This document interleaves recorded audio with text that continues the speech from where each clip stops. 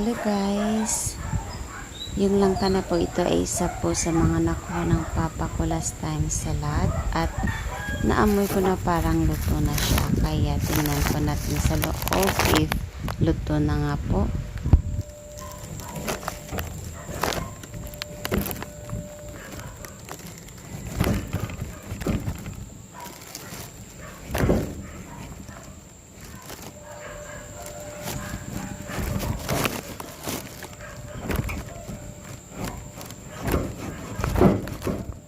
Wow, luto na po talaga guys.